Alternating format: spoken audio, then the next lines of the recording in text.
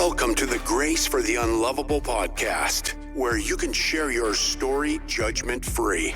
We are here to guide you down the road to redemption and restoration. Remember, healing comes when secrets are shared in safe spaces. Now, here are your hosts, Anthony and Melissa.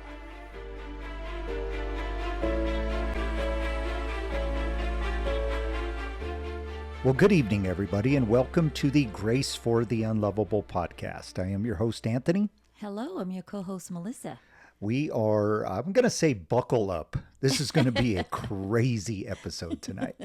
We are going to address, I'm going to say a frustration of mine, and sometimes things are better left undone, and then sometimes I just trudge through that with my stubbornness, and we're gonna not leave it undone. And I mean that kind of humorously, but I think it's going to answer some questions from some of our listeners about what we do here. And let's be honest, Melissa, we've chosen to do a podcast where we help perpetrators and not victims.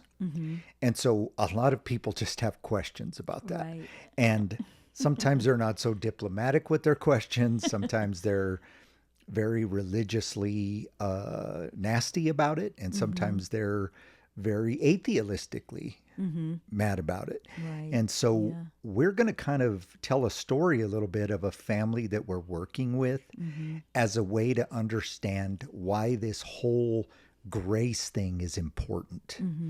So before we get to that, let's just remind you, please check out our other podcast. That podcast is growing. It's starting to pick up momentum in terms of the new novel that we're working on right now.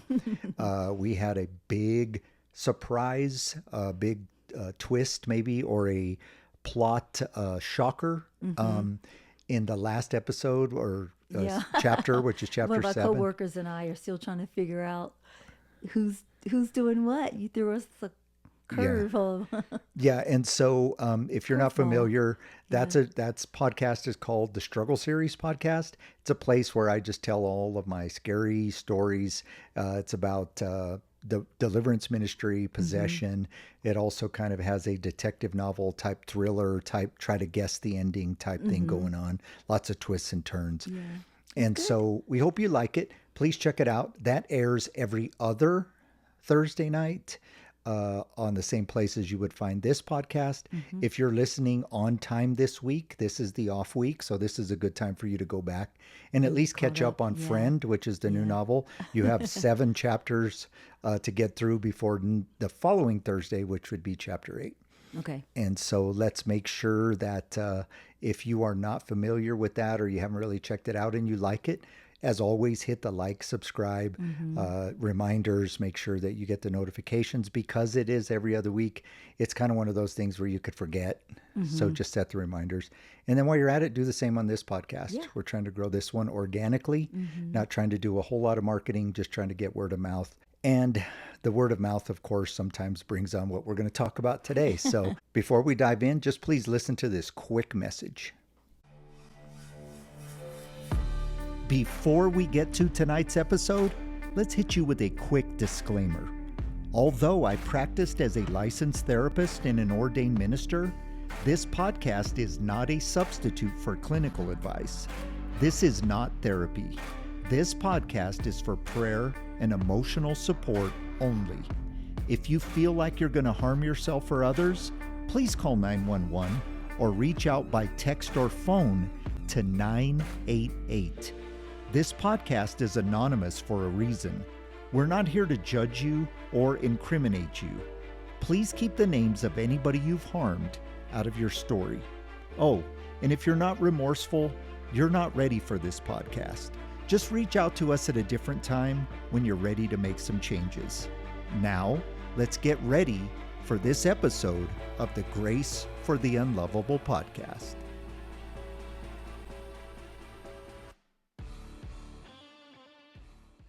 Okay, so where do we start? Yeah, where do we start? So let's start with this. We have to do this disclaimer, and I think you get it, but in case you don't, what the heck is this about? I used to be a therapist. I don't carry my license anymore. Let it Mm-hmm. lapse. Not interested in that career anymore. But because I used to be a therapist, I'm pretty privy to all the legalities, and I used to function as an ordained minister. Your ordination doesn't expire, but I don't Mm-hmm. work formally in a church right now. But what we don't want to do is have you confuse this with formal therapy where we're giving you therapeutic advice and then Mm-hmm. something goes wrong and you blame us. That's not what this is. We're just a Christian husband and wife who have a heart for a certain group of people, and we have a heart for everybody. Everybody, But yeah. it's one of those things to where when we're talking, a lot of people ask us to give advice and we'll point you in directions, Mm-hmm. but this is definitely not advice and it's definitely not therapy. It's more perspective and it's more of a place for you to tell your story judgment Mm-hmm. free. Yeah. So the disclaimer has to be Mm-hmm. there so somebody doesn't come and say, I told them to do something and it didn't go their way, blah, blah, blah, blah, blah. Mm-hmm. So, right off the bat, this podcast is a risk. Yes. Okay, because it's designed to help people that everybody else has kind of thrown away, Mm-hmm. and I would say a lot of times maybe rightfully so to the victims of these behaviors that we talk Mm-hmm. about on the podcast. Mm-hmm. So we are nowhere near saying that, we want you to just forgive today because now you heard this person's side of the story type thing. Mm-hmm. That is absolutely not what we do Yeah. here. What we're saying is when somebody blows it, they can't go to family or friends or the people that they harmed and talk it through because A, nobody's going to listen to them, but B, it's not the victim's job to Mm-hmm. make sure you're okay, You're right? okay. It's Yeah. your responsibility to make amends, set boundaries, not Mm-hmm. violate their boundaries, to Mm-hmm. kind of pave the way for them to find healing by not being in the way. Mm-hmm. But that doesn't mean you're not human, and that doesn't mean you're not important, and that doesn't mean that God doesn't love you in our belief system. A lot Mm-hmm. of you listen are not Christians, but you're going to hear us talk about that because that's our belief system. Mm-hmm. So we believe that people need like I would call it a non-judgmental, unbiased place, right? Yeah, just to get it off their chest if they have no one else to talk to, and just to be comfortable and just to get it out. And maybe we can help them. Maybe one of our words or another listener words could help or Sure. another story. So we're just trying to help people heal. That's all. Yeah. And I'll say this kind of as a precursor to some of the stuff we're going to talk about today. If somebody has done something to harm you or harm others or something's driving you crazy, the last thing you want to do is just isolate these people and not get them help. Mm-hmm. And I know that's hard for people to hear. Mm-hmm. But let's say somebody cheated on you, like one of the stories or a couple of the stories that we've heard, and you're pissed at them, right? You might be Mm-hmm. getting divorced, whatever it is, but you may have kids with this person. Well, why Mm-hmm. did this person cheat? Well, they're cheaters and blah, blah, blah. Well, sometimes they're just cheaters out there. It's not what I'm saying, but maybe the guy had some issues going on or the woman had some issues going on. Mm-hmm. And Mm-hmm. now their issues are worse because now they're getting a divorced and financially their lives in turmoil and they don't know where they're going to live and how are the custody of the kids going to occur. Mm-hmm. So the last thing you want, I hate to say this, but it's the truth, is for them to have no help just so you could punish them. Right. Because getting Yeah. them no help will, I mean, more than likely is going to make them worse. Mm-hmm. Treatment in and of itself Yeah. That's true. is beneficial to people if they can go in and be honest, Mm-hmm. right? And the treatment should come with no shame or no guilt. And unfortunately, a lot of people that break the law, the treatment that they are forced to do by the court systems are built on shame and Mm-hmm. guilt and ridicule and hyper policing of their every move and their every behavior, Mm-hmm. and that causes damage. And man, I have fought with legal systems for decades, working in treatment facilities where we get referrals from judicial systems, Mm-hmm. and trying to tell them like this program would have better success if you didn't shame the hell out of these people Mm-hmm. and you didn't literally watch them sneeze. Like Mhm. you're basically, it's not a treatment program, it's a containment program. And that's fine until that person one day times out of the system and now they're Yep. worse and they're Mhm. mad at the system, they're mad at the world, and Mhm. they never got to really talk about their stuff. Mhm. And so this place like this, we consider it like sacred ground Mhm. because I personally don't know of a lot of places. I'm not saying we're the only one, Mhm. but it's rarely there's places where people will not beat the tar out of the perpetrator while supporting victims. And this is not my phrase, but it's very true. The church has historically been pretty good at helping victims, Mhm. and the church has been historically bad at helping people that have harmed other people. Mhm. The church is good at throwing them away and finding some obscure Bible verse to justify that. Mhm. But remember, Jesus didn't throw away people. Jesus actually ministered to the throwaway people. Mhm. So a lot of people want to argue why we do this. We're sticking up for victims. Even Melissa, who always kind of seems to want the people to not tell and just kind of hold it in. We joke back and forth about that, but Yeah. there's people that get frustrated with that because they want us to scream, "You better go confess this right now, or you're going to burn in hell." Mhm. And that's really not always the case. Yeah, there's so many other components to, and then, why they did what they did, like the couple episodes that we received a letter, something that was done to someone. And Yeah. so that makes them react a certain way throughout life. So it could be one of those people that are being thrown away, due to drugs or alcohol Hmm. or stealing and things like that. Yeah. So it's things that was done to them and they're acting out, but they can't get out what was done to them to the family members because they don't want to hear it now because now you're the outcast. Hmm. So it's just hard. It, Yeah. it is. And like, I guess what I would encourage people to do, and it's easy for me because I've blown it. I've been on the pedestal and blown it. So it's easy for me to know what it's like or remember what it's like to be the unlovable person. Hmm. And I don't think anybody who's ever walked earth at one time or another hasn't been the unlovable person. You may not have broken a law or you may not have cheated on a spouse, but you've been the unlovable person. Hmm. You've been the jerk at work because of a decision you made and then regretted it later. Hmm. You've been the jerk at work for a decision you made that you don't regret, but it still affected other people. Hmm. Think about those Yeah. people that like work in big corporations and have to come and tell 40,000 employees you're being laid off. Hmm. We think like, well, these people are robots, and maybe some of them don't have a whole lot of empathy, their personality wise. But there's probably people that went home and hated themselves, Hmm. but they had to save the company, and they're like public enemy number one for 40,000 people and Oh their yeah. families. Hmm. They're unlovable, right? Hmm. And that was a decision that was made impersonally to save an organization so maybe 100,000 other people can keep their jobs. Hmm. So all That of us have been balance. Yeah. unlovable. It doesn't have to be about law breaking and moral codes and all that stuff. Hmm. Sometimes it's just hard decisions. And Hmm. sometimes in life, you have like two or three choices and all of them are bad. Hmm. And Yeah. you have to make the best one knowing you're going to hurt other people.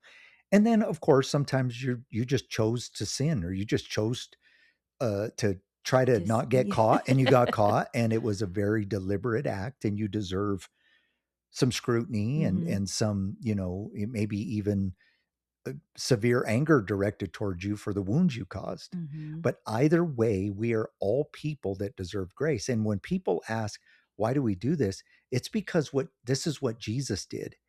And Melissa, I get so flippin' tired of Christians saying, but Jesus called out sin, but Jesus called out sin.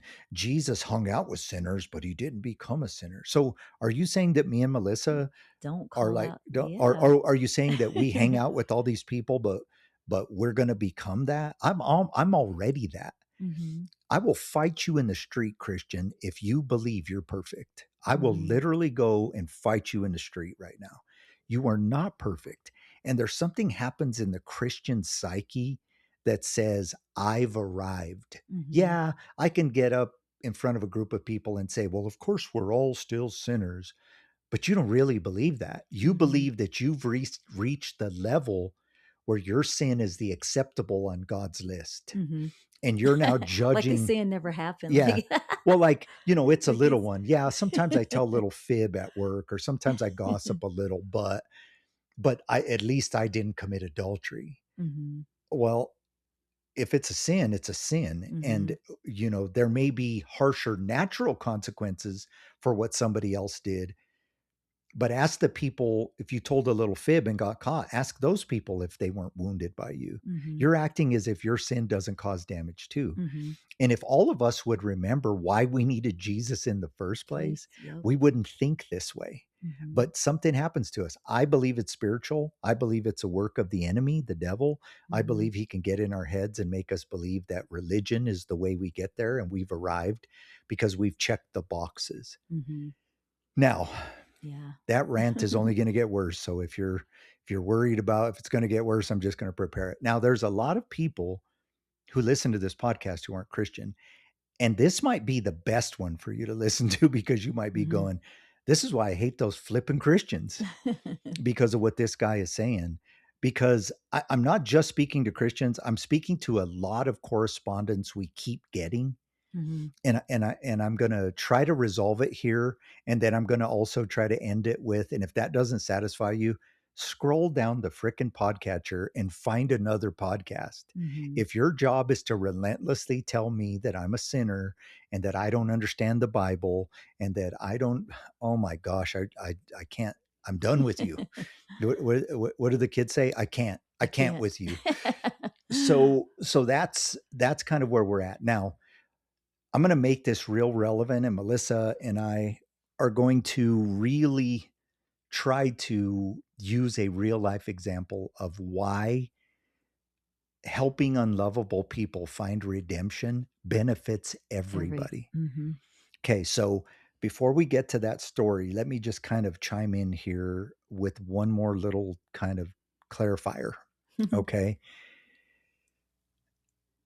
You are not expected to forgive, to forget, to just pretend like it never happened if somebody wounded you. Mhm. I will never be somebody who tells you that. Grieving is a very hard, long process, but people kind of understand that. Mhm. Forgiveness is different because it can be a lifelong process, excuse Mhm. me. But unforgiveness is cancerous. Mhm. And who in the heck knows where the balance is Right. between you just being expected to forgive somebody when you haven't healed yet, which is Mhm. BS. Mhm. But if 20 years later you're still holding on to unforgiveness, you're probably wounding yourself way worse Wait. Mhm. than you're wounding the other person. Mhm. More or deeper in that clarification I'm giving you right now is in the Christian belief system. And I would believe, even if you're not a Christian, you can see the reliability of this statement. Mhm. Unforgiveness will destroy you. Mhm. And to take it to the deepest level, unforgiveness is an open door to spiritual attack. Mhm. I will probably say this without 100% certainty, but as close to 100% certain as I can. Unforgiveness is probably the worst thing in terms of welcoming in demonic attack into your life.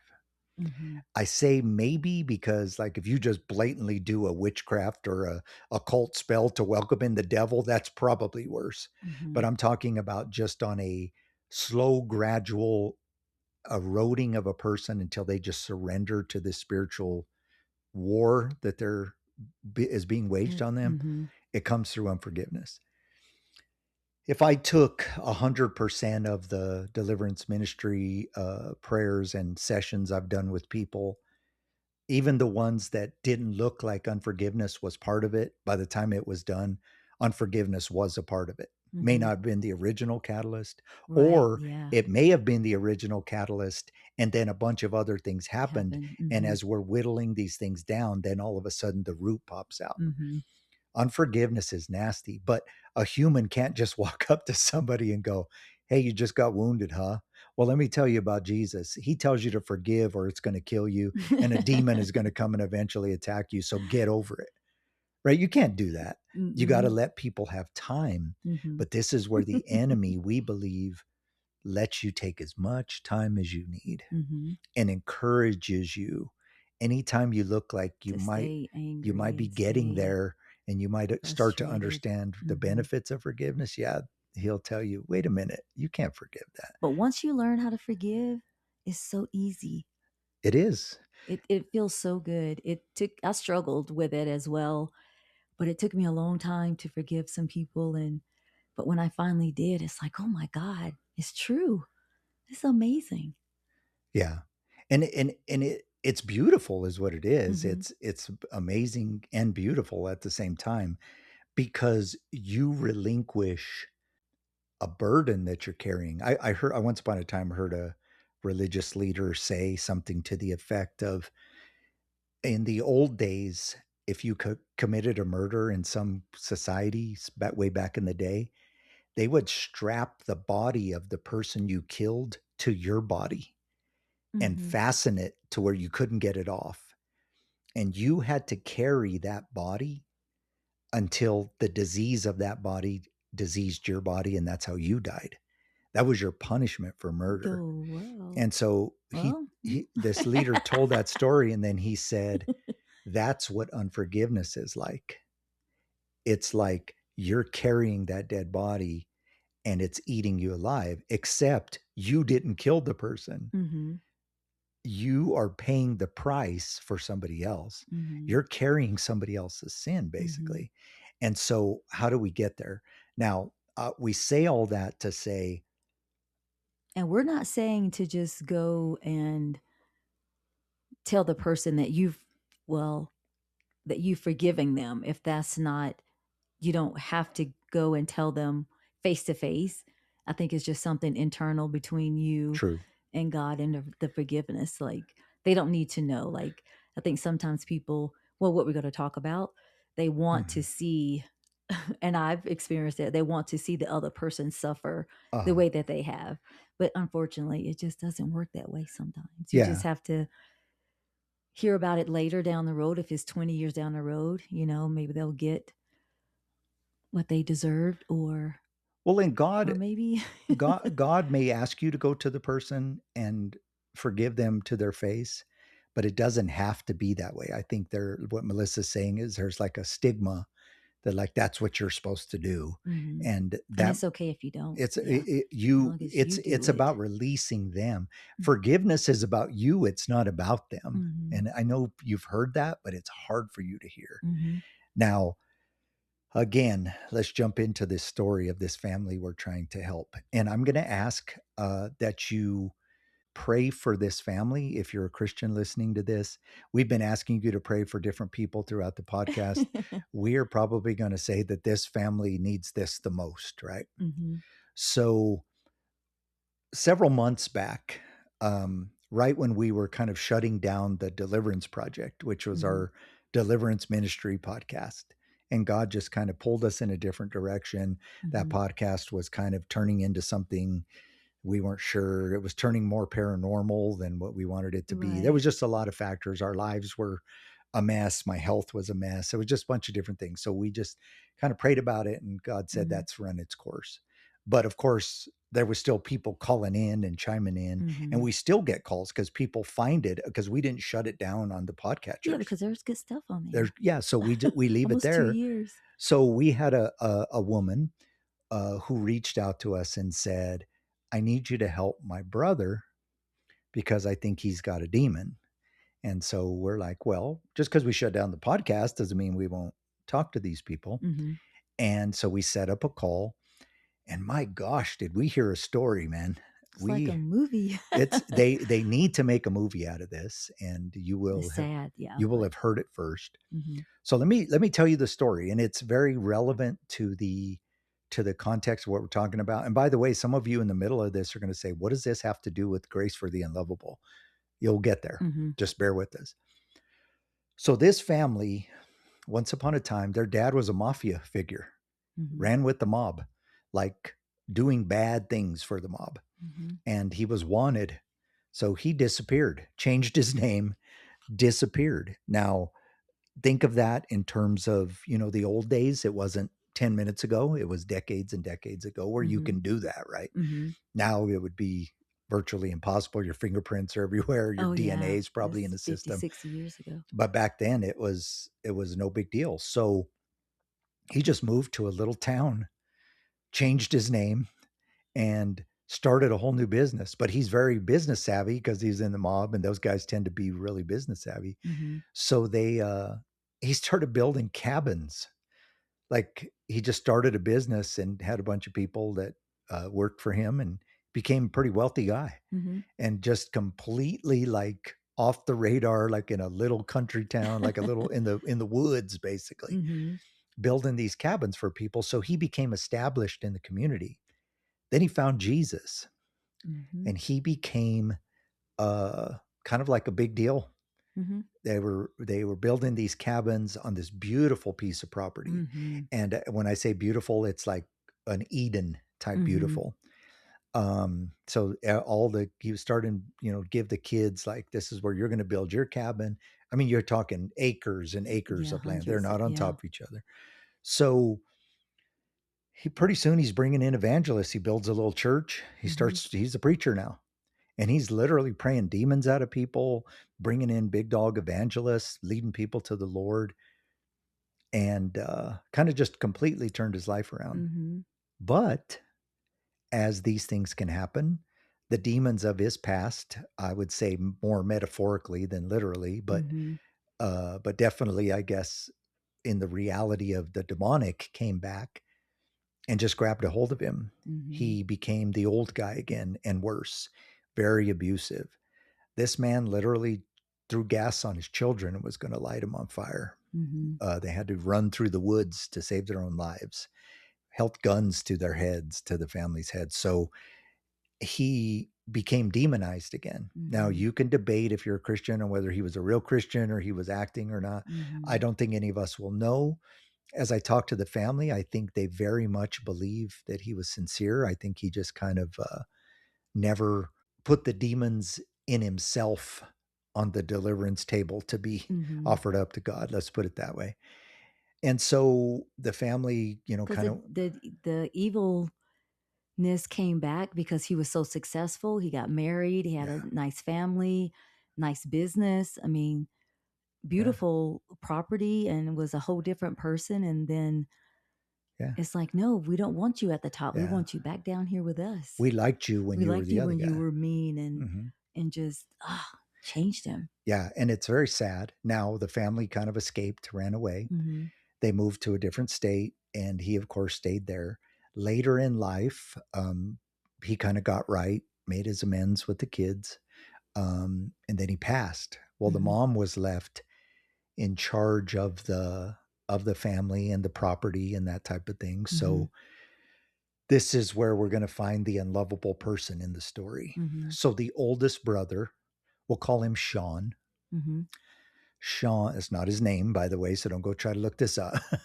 Sean was the oldest brother, and from what I understand, the mother, he was still a pretty young guy, but gave him the paperwork to go down to the county seat and file it, so that all of the kids would have, uh, they would all four be on the Be deed divided, of the yeah. land, Because the mom was sick. because the mom was sick. And as I would say selfish, demonized people do, he didn't record the paperwork. He began to make a scheme on how he was going to take the land. Mm-hmm. Now, I would say there's definitely two unlovable people in the story, but Sean is definitely number one. And so as they get older, Sean has basically figured out how he's going to con the family out of this land. Mm-hmm. And I can bore you with all the details, but let's just kind of try to keep it short. So he meets this lady who is a witch, professing witch. If I were to tell you the names, you can go to the website and find this. It's kind of a holistic medicine type center, yoga, massages, but she hosts witchcraft, seminars, and, Seminars, yeah. goddess this and witch that. And that type of thing, and really grabbed a hold of this older brother, Sean. And before you know it, Sean has literally conned everybody out of the land because they trusted him. One of the brothers, um, we'll call him Jake. Jake had, with his own sweat, blood, and tears, built a huge cabin on the property for him and his family to reside in.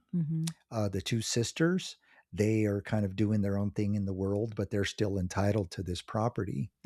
Well, long story short, as things do, mom died, whatever, things come out, and it is found that Sean has basically robbed the family of their inheritance.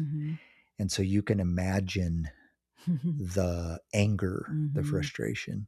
So Sean Unlovable, we'll call his wife Lisa, the witch,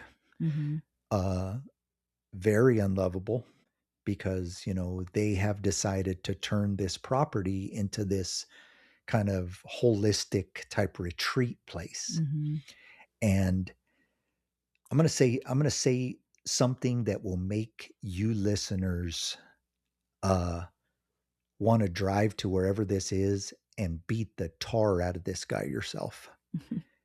So let's say Jake is finding out about this, and he is, you know, going to be displaced from his home.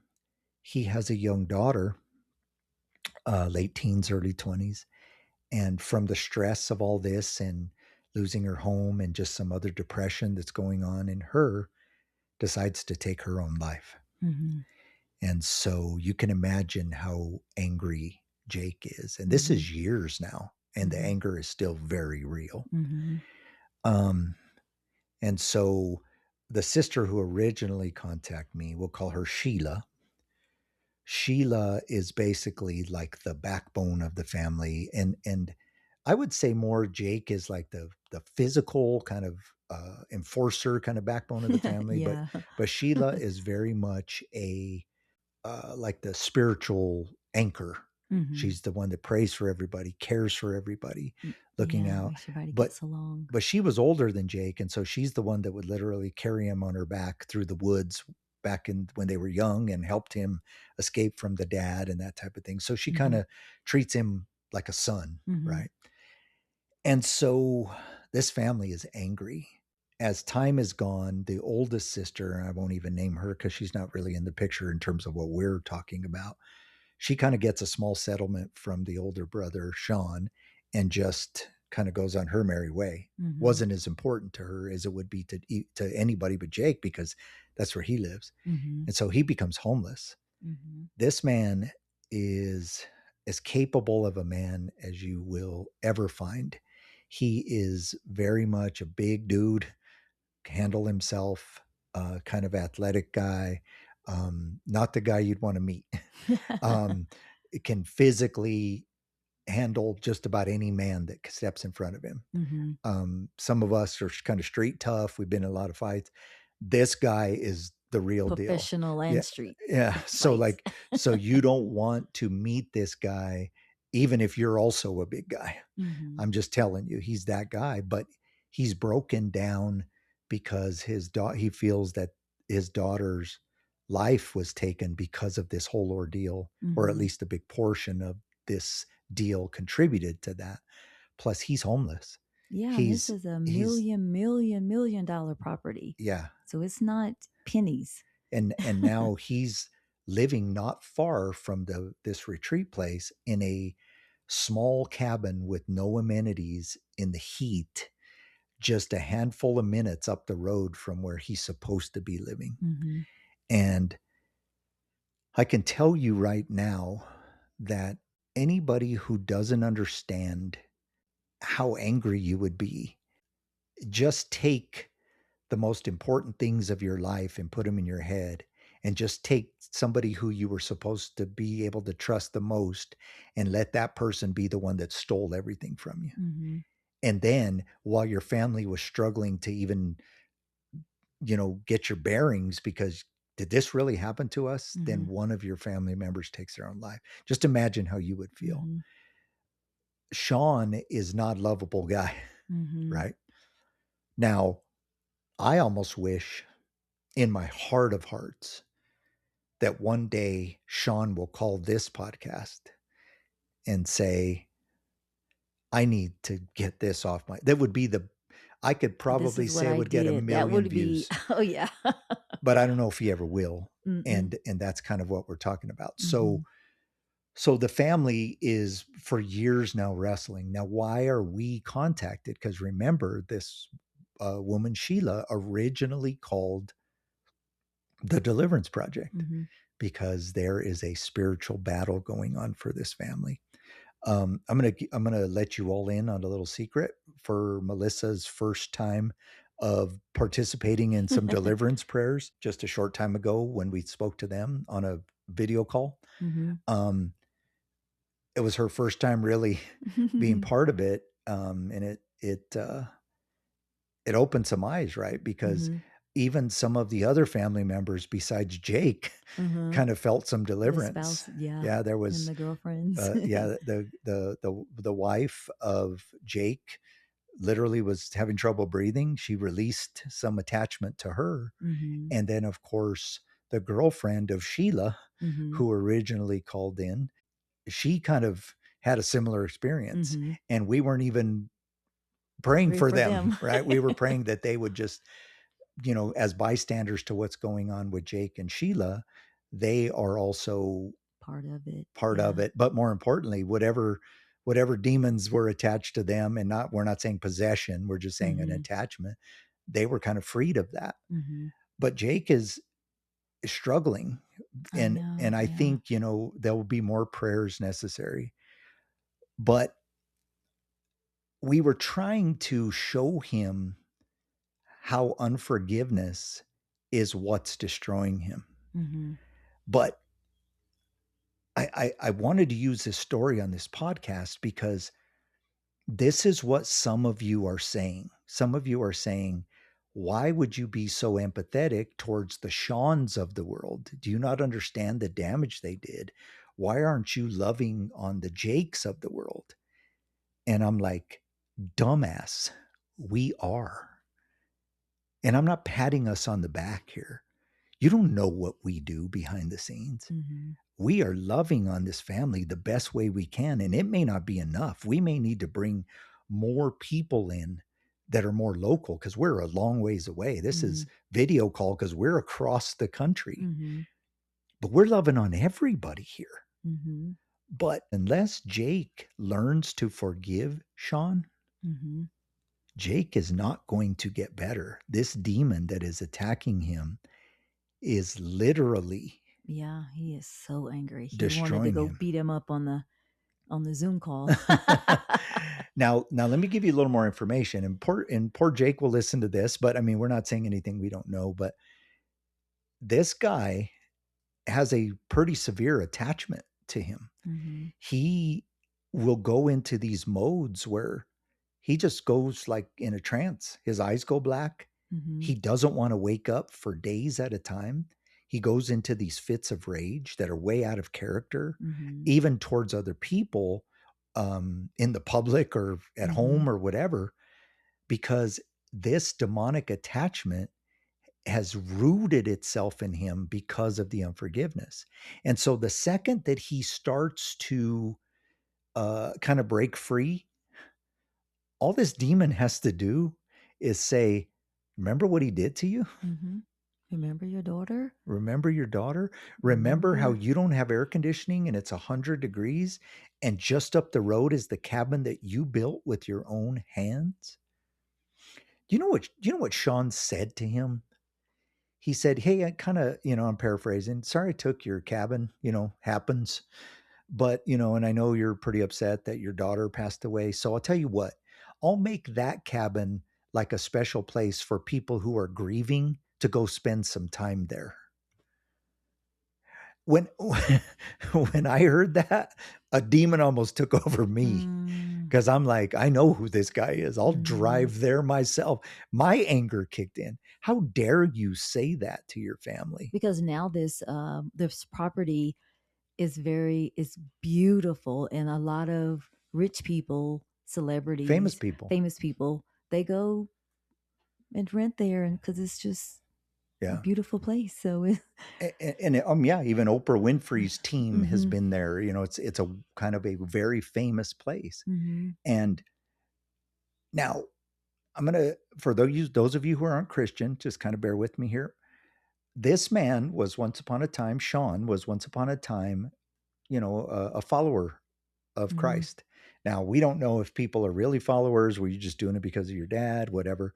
But he, by getting involved in this woman, has become this very occultish mm-hmm, slash Buddhist slash witch. mm-hmm. Like, I think it's all BS. I think the demons are just running the place and whatever he can do to make money. His greed was obviously there Oh since he's yeah, a that was. teenager, Mm-hmm. and so he's somebody who just can't. Uh, He wanted people it don't all. matter. Yeah. Money and power and It's. fame matter, Mm-hmm. right? And so he'll be whatever he needs. He'll be a Buddhist today, a witch tomorrow, an Yeah. occultist the next day. They'll have howling at the moon bullshit ceremonies in the woods for the Mm-hmm. witches, and he'll be out there dancing with them because he doesn't even know the demons are so enmeshed in him Mm-hmm. that he doesn't even he's probably not even him anymore. Yeah. Now, Yeah. bear with me here. So this is a family we're trying to help, and again, I would ask that you pray for Jake with your whole heart Mm-hmm. if you're listening to this, and several times a day whenever you remember, because we're trying to build distance between him and break the permissions that he's given this demon through this unforgiveness and through all the emotions of this, and he'll have good days and bad days. We don't believe that the deliverance that we prayed the other day is going to it wasn't like the movies where it like jumped off him and And he wakes. Yeah. frothed at the mouth. He even made a joke that he ate some pea soup before we prayed so he could throw it up and make it look good. But I mean, he was just kidding. But it's going to take a while. And we talked about in the Bible where it says if you kick one of these spirits out, it'll go try to find refuge in a waterless place, like in a dry place, like Mm-hmm. but then it'll come by and check on its old house every now and then, which is Mm-hmm. you. Mm-hmm. And if it sees that it's swept and put in order, but it's still empty, it'll come back and bring 7 more worse than itself. And now the state of the person is worse than the beginning of this whole ordeal. And so that's what will happen is it's Mm-hmm. an ebb and flow. The demons don't want to let go because they have dominion. Mm-hmm. They've They been want to given destroy you. Yep. permission Mm-hmm. to be there. And here's what I want you to understand, listeners. Mm-hmm. Unforgiveness gives demons permission. Mm-hmm. And if you're not a Christian, let's just change the phrase. Unforgiveness will be what inevitably destroys you emotionally, Mm-hmm. internally. You have never seen somebody in your life who carries a large amount of unforgiveness that is happy, pleasant, joyful to be around, Mm-hmm. contributing to the better of mankind. You see them get more bitter, more reclusive, more angry, more shriveled up until it will kill them, whether it's by a heart attack or a stroke or. And we don't want him to get so angry and, black out one day and end up doing something that's, put Yeah, him in jail, or because they love his brothers. What's so crazy? yeah. And they still love him. They still love him, And if still he care would about him, still want to help him in And a if he would sense. forgive, if he would ask for forgiveness, they'd give it in 2 2 seconds. seconds. Yeah. But it's because they have the roots of their faith. Mm-hmm. Now, let's address what some of the Christians are going to tell me. They're going to say, well, how could he be a Christian if he's got his eyes blacked out and he's in a trance and all that stuff? And, I'm not going to get in a debate with you whether a Christian can be possessed or not. Mm-hmm. Whether you call it an attachment or a possession is irrelevant at this point. Remember, your body is separate than your soul and your spirit. You are one being in 3 persons, right? Body, soul, and spirit. Mm-hmm. A demon can have control of your body and not be possessing you in your spirit, right? Mm-hmm. So that gets Yeah. complicated. We don't want to debate that. But what I'm saying is whether he's a Christian and he's possessed or whether he's got an attachment, who cares about that stuff? This guy is hurting, and the hurt is what leads to the spiritual attack. Mhm. Now, to Yeah. keep the anonymity of this family, we do this with all of our families, because those of you listeners will go look people up and go try to contact them and prove they're liars and this type of thing. But I can tell you right now, with the straightest face, as Melissa is my witness, several paranormal things occurred on that Zoom call, Mhm. including them using their camera, because they were in the car in their phone, so they have better service in the car because they're literally out in the woods. They literally panned the camera completely around the parking lot they were in. There is sunshine 360 degrees, but over the car was a severe thunderstorm. Mhm. That happened. And if you don't believe me, I'll have one of them get on the next call and just do a recording that did not occur. Mhm. There was glitches with the audio. On the Zoom call, we saw a demon in the back of the car, Mhm. in the back seat. And what was crazy is the family had talked to another person who said that demon rides around in the back of your car. They had never told me that. Mhm. Now, am I saying that demons are passengers and they get in the back and put their seatbelt on? No, I'm not saying that, but somebody else is privy to the fact that this demon kind of stands behind him, and I believe metaphorically as well as literally, and Mhm. pushes him Push the in his ear. those You know what I mean? buttons. Yeah. Yeah. So, like, he's not necessarily enmeshed in him, but he's back there going, get mad at your wife, get mad Mhm. at this driver, get mad at this person who who challenged you at the store, Mhm. whatever it is. Mhm. And so that's what's happening. Now, how is Jake going to get free from this once and for all? Here's the freaking crazy truth.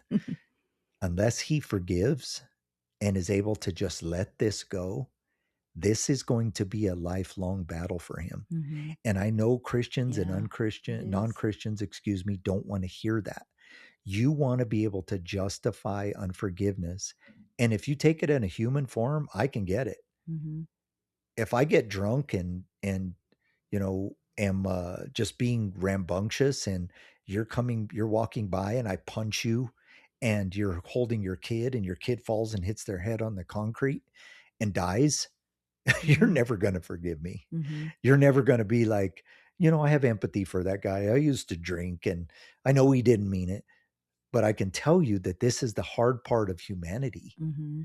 is that unless you forgive, or at least learn to move forward, that unforgiveness will make you a bitter, angry, nasty person. And if you're a Christian and you understand what we're saying, it'll be the door that the demon comes in to destroy you Mhm. and possibly your family. Because let's be honest, Yeah. let's say Jake, like you said, just one day flips and Mhm. goes and kills a bunch of people. A lot of you listening would go, I understand. Well, that's fine. You ain't going to do the time. And the victims is left behind. Yeah. And now his wife doesn't have her husband. Now his family, Sheila, All of feels like the she lost the battle. And Mhm. this thing becomes like dominoes falling. Mhm. Yeah.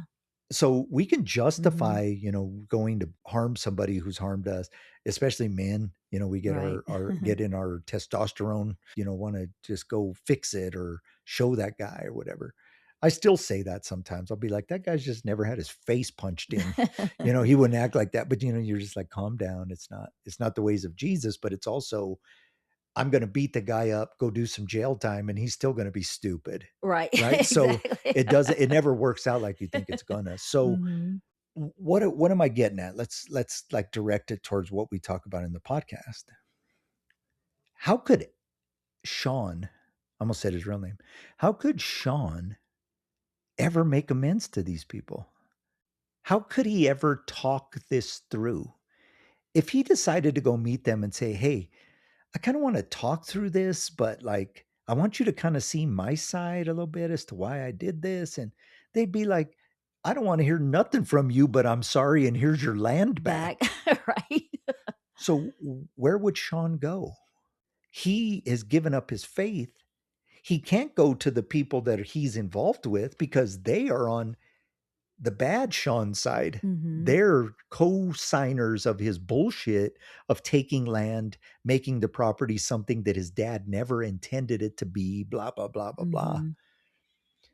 They're not going to talk sense into him. They're going to tell Mm-mm. him the opposite. What are you talking about? You're doing the right thing. So he can't go to them. He can't go to the church. I'm going to say that maybe he could, but more than likely not, especially if it's the religious, especially if it's the people of this small town that Mm-hmm. knew his dad. If they go to the church and he starts talking and wants to talk it through or ask questions, they're going to be like, you need to repent. Mm-hmm. You sold your soul to another God. You Mm-hmm. need to get back on your knees and repent. You need to make amends. The Bible Mm-hmm. says this, blah, blah, blah. And maybe that's the inevitable thing he needs to do, but who is he going to talk to that would be able to just let him get it out judgment free? Yeah, I was gonna say, and just to let him really be honest about it. I mean, and on his side, on Sean, he was just as damaged as the other siblings. Mhm. I mean, he was there as well, so they all have that The scars. the scars. So, and that's connecting them in a sense Mhm. because they all experience, those horrible things from his dad. Yeah. And when you associate Jesus with religion, that's dangerous. And Mhm. we hate religion here. Mhm. I should have put that on our logo. P.S. We hate religion here. When you associate religion with Jesus, and then you associate the religion of your father with Jesus, and Mhm. then your father goes off the rails and tries to burn the family with gasoline and shoot them, you can see how Sean gave up on God Mhm. or on Jesus as a Mhm. God. He has another God, but Mhm. you can see that. Mhm. I know a lot of people who were wounded by people that have given up on Jesus, and it breaks my heart Mhm. because the real Jesus you'd love if you knew him, but the Mhm. only Jesus you know is religion. Mhm. And that's Yeah. not Jesus at all. Jesus said, the only time religion's mentioned in the Bible, by the way, it says religion is taking care of widows and orphans. That's true religion. That's what the Bible says. Mhm. So they're having conversations about religion, and Jesus says, you want to see true religion? Show Mhm. me somebody who takes care of widows and orphans. Because what he's saying is that should be handled religiously. Mhm. You should do that all the The time. time. Yeah. You should do that like it's mandatory. Mhm. And all these Pharisees and Sadducees and even people 2,000 years later reading the Bible just skim right past that Mhm.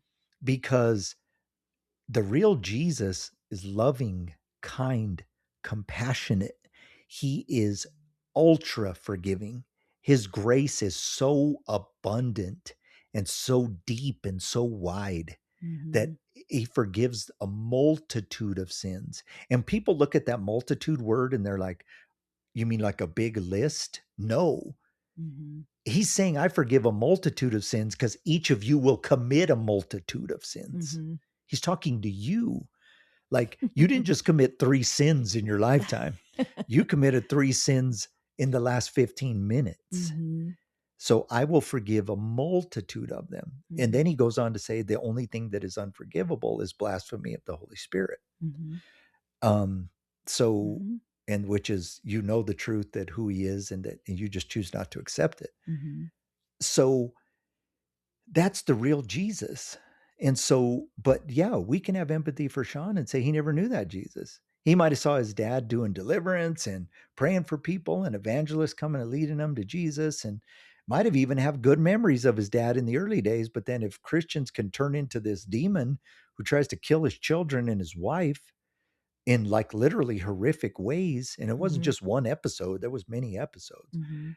Um, you could see why he'd give up. Mhm. And I Yeah. wish I could talk to him and say, you gave up on Jesus, but he hasn't given up on you. There's still a chance.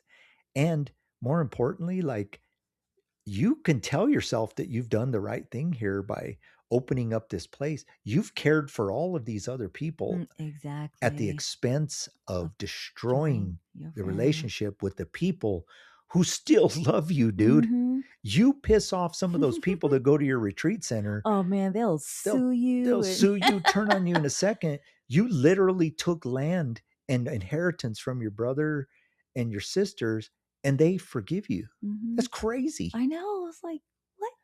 Uh, because they're on the right side of this. Mhm.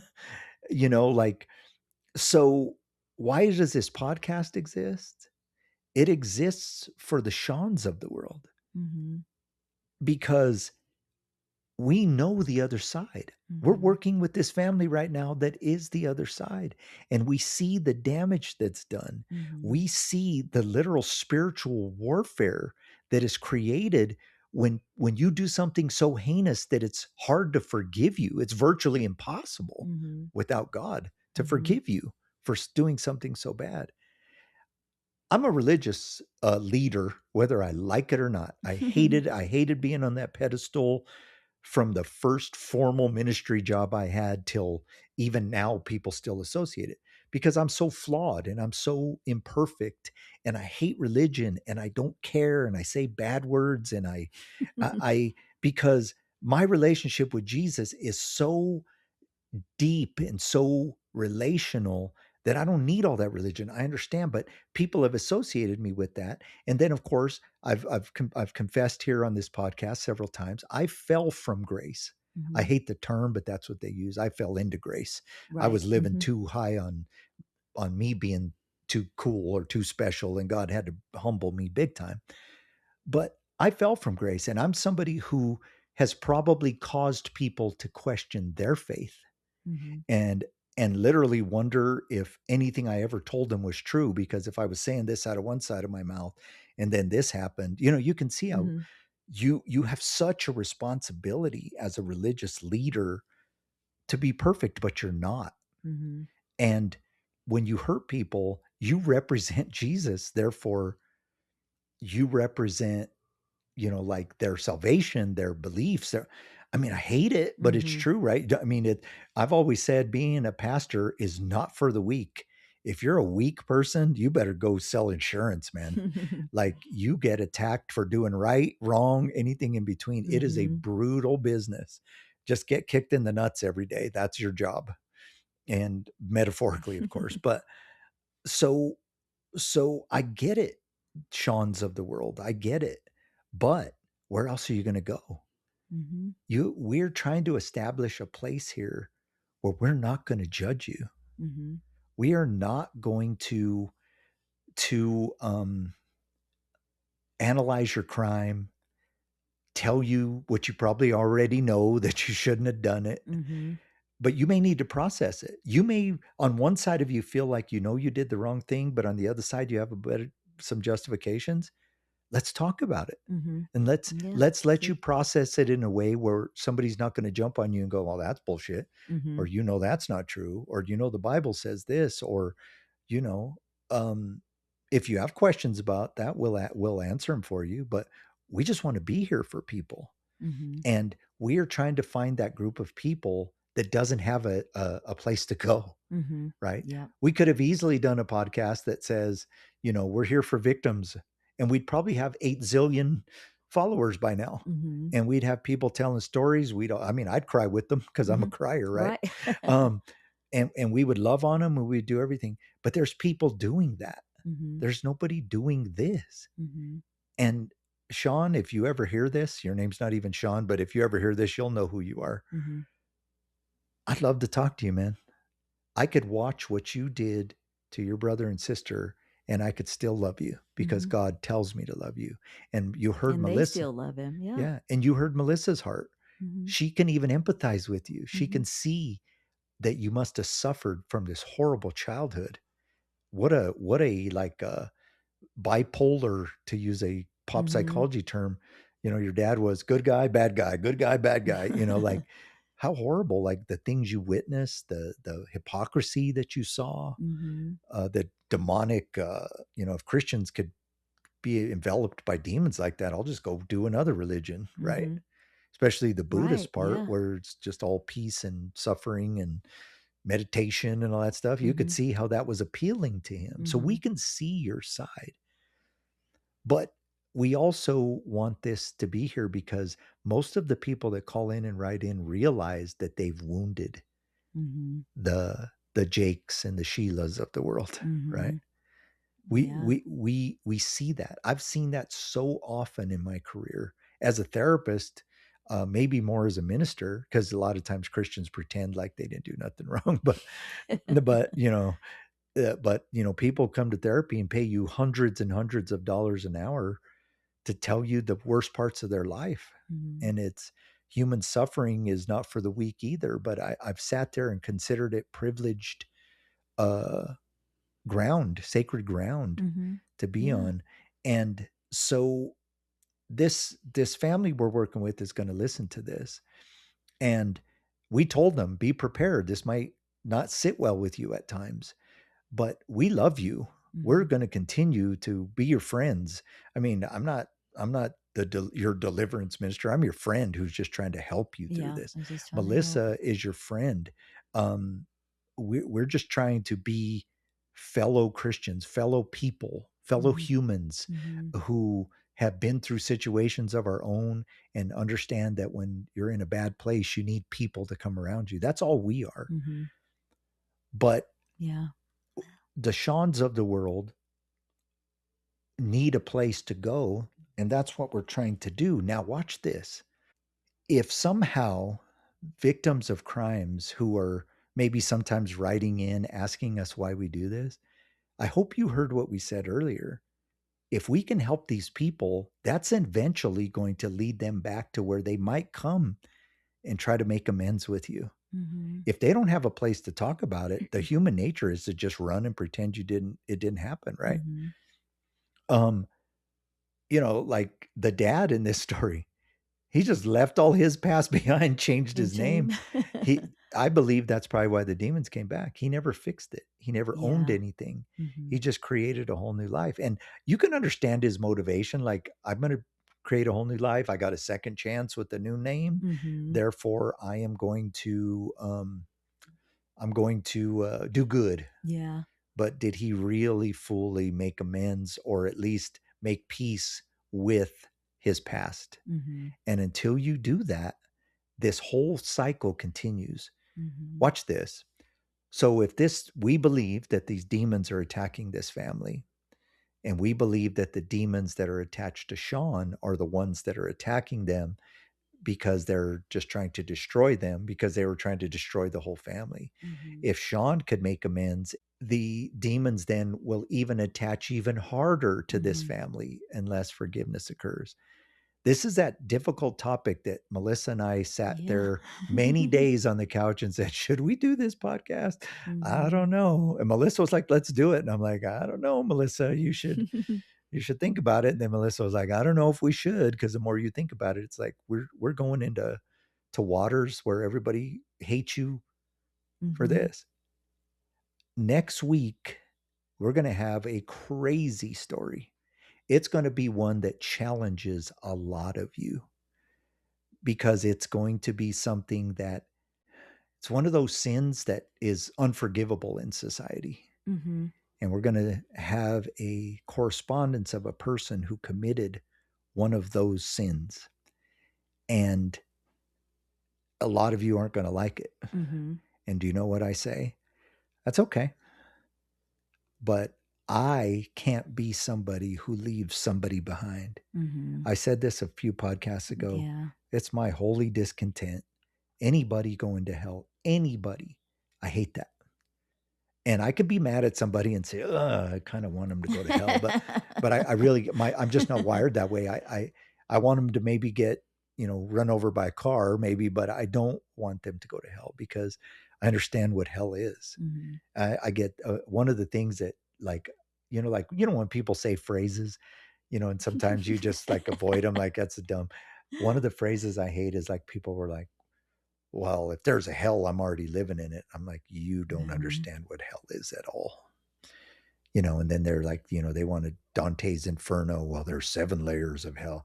You're not even Oh my grasping what gosh. hell is. Mm-mm. And even like the depths, and when people start breaking it down philosophically, like it's the like right now you could cry out to God and he would hear you, but God won't hear you there. And like, no, everything, God created everything. Like, it's just he, you know, you've chose your fate. You are eternal suffering, Mm-hmm. not eternal. Oh, it'll probably be funner in hell because that's where the partiers go. Now, get that shit out of your head. Mm-mm. Eternal suffering. Somebody said eternity is like if a bird, little sparrow, could pick up a grain of sand and fly it all the way to the moon and drop it off Mm-hmm. and come back and get another one. How long would it take to move the entire sands of all the beaches in all the world? Mm-hmm. And eternity is even longer than that. Mm-hmm. Suffering Yep.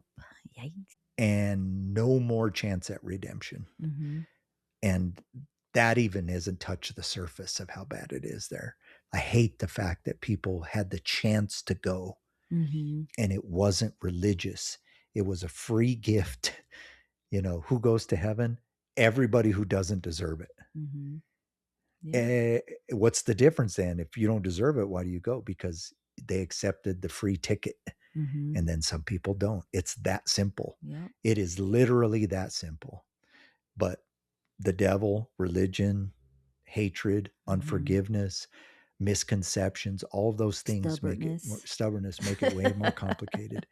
So this podcast today really kind of tests you in terms of what we're doing here, but I wanted to kind of tell you that we don't shy away from the other side. Mm-hmm. And I'm not trying to like prove it to you. That's not what I'm saying. But we were thinking of a metaphor, like how can we tell these people that we do care about everybody? Yeah. And then we just happened to be praying with this family and we kind of said, let's tell this story a little bit. Because we have an audience of Christians that listen. And so now the story of what these people are dealing with. I mean, pray for Jake, pray for Sheila, pray for the family, pray Mm-hmm. for like a literal miracle. And pray that this doesn't progress to something bad. Pray that the deliverance that we prayed sowed the right seeds and demons continue to fall off. Mm-hmm. But also Mm-hmm. understand that if you are somebody who has harmed somebody, you will never be able to face what you did. So the Seans of the world will never be able to face what they did unless they can talk it through with somebody who doesn't just immediately side with the victims and shame you for it. We don't want to leave you behind, Mm-hmm. and we're not going to shame you for what you did. We just want to talk about it. Mm-hmm. I'm transparent. Like, I've blown it big time, not just once. I mean, I can show you series of events in my life. And, I'm somebody who always tried to be a good guy, whatever, but you got that little thing in you. I know I shouldn't do this, but I'm going to do it. And it's caused problems. Mm-hmm. I've even been that crybaby guy that says, I've only done like 4 or 5 big things in my life and I've got busted for all of them. And then I see these people do this stuff all the time. And then I'm like, no, first of all, that's not true. You've done a lot of things. But second of all, don't be a crybaby about it. Mm-hmm. I now see that as God saying, I'm not going to let you go off the rails. You want to choose that? I'm going to catch you quick Mm-hmm. and I'm going to snatch you back to reality. Mm-hmm. And there's a love for everybody that is, and his name is Jesus. Mm-hmm. And Jesus has this grace for everybody. And when you're unlovable, whether that's in your own mind or society has deemed you unlovable, or you just family, ostracized by your family or whoever it is, there's one God, one man, Jesus Christ, who died for you, knowing that you would do these crazy things. And he just wants to open his arms to you and welcome you in and let these things be the past, not the present. So does that make sense? That makes sense. Do you think we covered that? There's still going to be people that write in and say, you're going to burn in hell, you heretic, whatever the case may be. I can't reach you. No, You know, Is my doctrine perfect? No, and neither is yours. Calling somebody a heretic is a nasty thing when I'm not telling you Jesus isn't the Son of God. I'm not telling you that he wasn't born of a virgin. I'm not telling you there's not a Trinity. That's heretical. All of this stuff is debatable. So we're just trying to show you what we're about. All that to say, if you're a Sean, if you're somebody who has blown it and you're hearing this story going, did I hurt my family that bad? Did I hurt my wife that bad? Did I hurt that victim that bad? Did I hurt my boss that bad? Did I hurt those people that bad?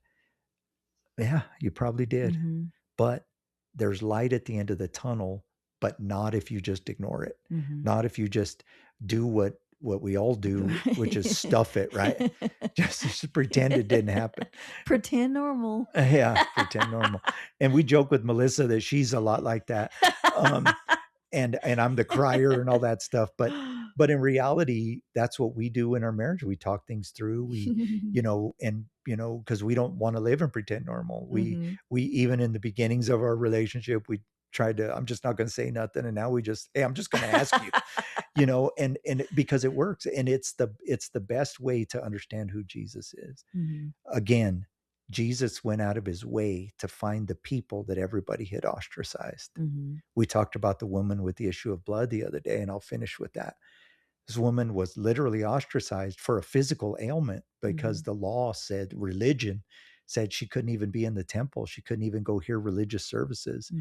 And she broke the rules and went and touched Jesus's garment. And everybody was mad at her. And Jesus said, you didn't get healed because you touched my garment. You got healed because of your faith. And now that woman didn't have to be afraid to go to the temple anymore. She could go hear the services and the teaching and get closer to him. And by having that kind of faith that said, I don't care if people think I'm unlovable. I don't care if I'm outcast in society. I'm going to go find this. I'm back, yeah. And that's what we want to create here, is that kind of environment. Very good. I don't know. There's still going to be people that hate us, but we tried. That's okay. That's okay. We did our best. Just want to remind you that this podcast is written, hosted, and produced by us, Anthony and Melissa Corelli. This podcast is copyright The Struggle LLC. Shout out to Todd Kazinka with Todd K Voiceovers. Again, if you have a story of your own, a letter, you want to be on the air in an interview, you just want to send an email, start a correspondence with us, you can do that by reaching out to GracefortheUnlovable at gmail.com. If you want to find out more about the books and all the stuff that we do within our organization, you can reach out via the website at thestruggleseries.com. And I Melissa and I always laugh at this part because we originally made a poster that we didn't do the phrase right. So every time we're going to say this part, we laugh. Just in case you're wondering, why do they laugh at the end? Because we wrote it wrong on our poster, but we say it right on the podcast. Healing comes when secrets are shared in safe spaces. So may God bless you and bring you peace. Good night.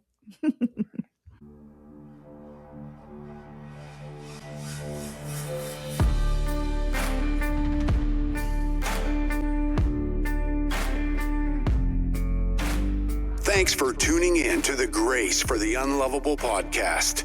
Please like, subscribe, and tell a friend.